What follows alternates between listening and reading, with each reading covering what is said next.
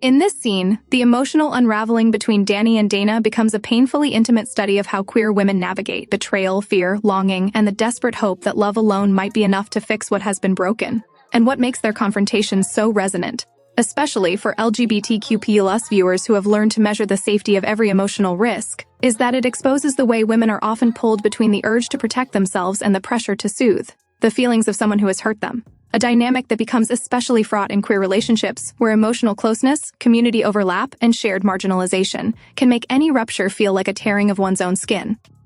Dana enters the moment already drowning in guilt, talking too much and too fast, trying to explain the unexplainable. And this frantic vulnerability is recognizable to many queer women who have struggled with internalized insecurities, feeling eclipsed by a partner's success, or fearing abandonment in a world where queer relationships are already marginalized. And while none of it excuses her actions, her spiraling monologue shows how easily self-doubt can mutate into self-sabotage when a woman is terrified of being left behind. For Dani, hearing all of this is both clarifying and agonizing, because queer women, particularly those who grow up without models of healthy lesbian relationships, often learn the hard way that love does not insulate you from someone else's unhealed wounds, and that being someone's safe place can turn into being their emotional dumping ground when they cannot manage their insecurity in healthier ways.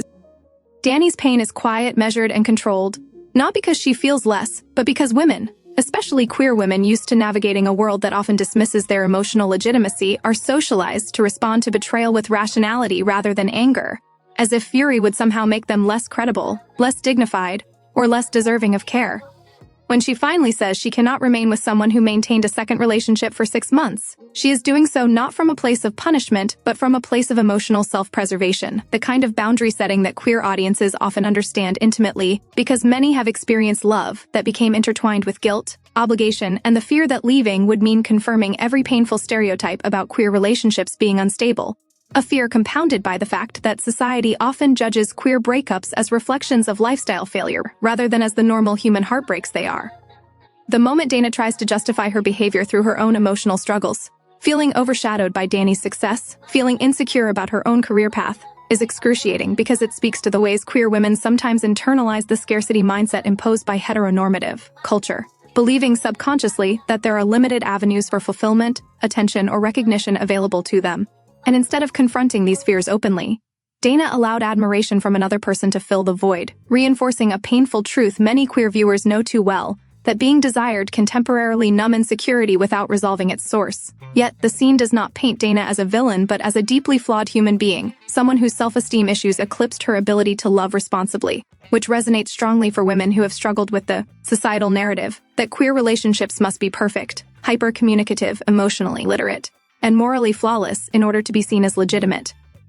This impossible expectation pressures queer women to handle conflict with a level of emotional maturity that is simply unrealistic when actual wounds and traumas are present, and that pressure is evident in the way Dana flails, apologizes, bargains, overcorrects, and tries to offer grand gestures as if her willingness to perform emotional labor now could retroactively erase the damage she caused. Her desperation is heartbreaking because it is rooted in genuine love, but it is also manipulative in the subtle, unintentional way that frightened people can become when they are scrambling to avoid consequences, and queer viewers, especially those familiar with dynamics of emotional caretaking, may recognize the way Dana leans heavily on Dani's compassion, hoping that her partner's history of being empathetic will override her partner's need for accountability.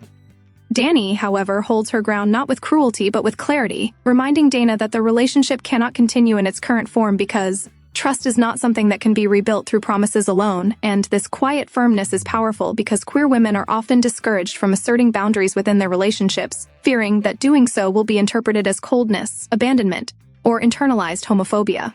Dani resisting that pressure, resisting the urge to fix Dana's guilt, resisting the temptation to sacrifice her own emotional safety for the sake of stability, becomes an act of queer authenticity, a refusal to shrink herself or stay small just to make her partner more comfortable. And the scene's emotional tension deepens when Dana insists that she is terrified of losing Dani to someone more successful, more glamorous, more connected to the art world,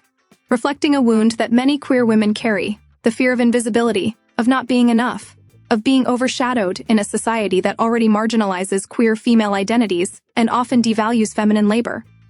This mirrors broader pressures on queer women who are often pitted against each other in subtle ways, encouraged to believe that love is conditional, that stability is fragile, and that they must constantly prove their worth to be chosen. and Dana's emotional unraveling exposes how deeply that anxiety can corrode intimacy when left unspoken.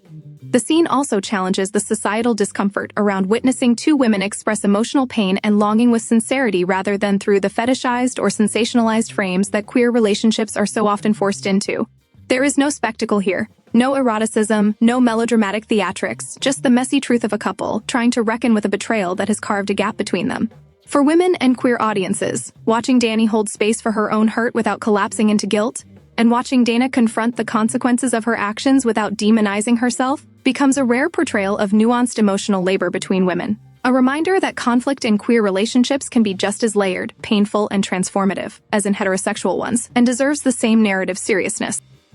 The symbolic roles they inhabit are also rich with meaning. Dani as the woman who has stepped into her power, professionally and emotionally, showing what it looks like to grow beyond the constraints of earlier versions of herself. Dana as the woman who fears being left behind, struggling to reconcile her love with her insecurities, embodying the fear that growth in a relationship can mean outgrowing each other rather than evolving together. Their dynamic reflects a truth many queer women recognize, that relationships require both partners to evolve openly, not silently, and that unvoiced fears can become the cracks where betrayal begins.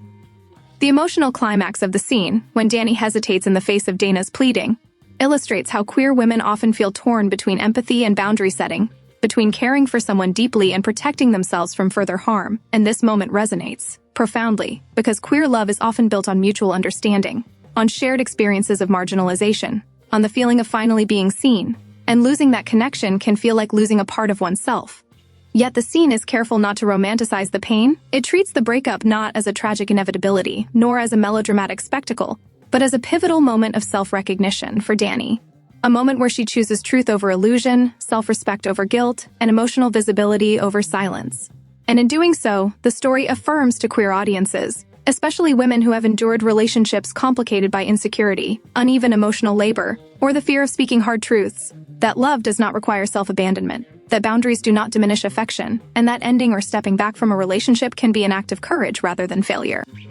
Ultimately, the power of the scene lies in its refusal to reduce queer women's emotional experiences to tropes. Instead, it honors the complexity of loving, hurting, and growing within a world that often fears or misunderstands women's intimacy, offering a portrayal of queer heartbreak that is grounded in authenticity, resilience, and the quiet bravery of choosing oneself after being betrayed by someone you still love.